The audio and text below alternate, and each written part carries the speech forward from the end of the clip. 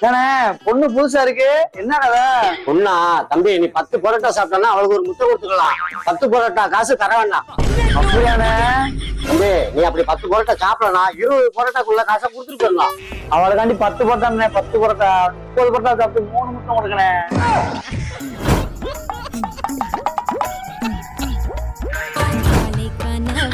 காதல் கொண்டேன்.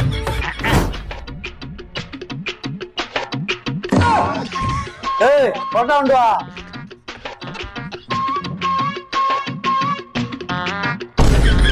ஆசா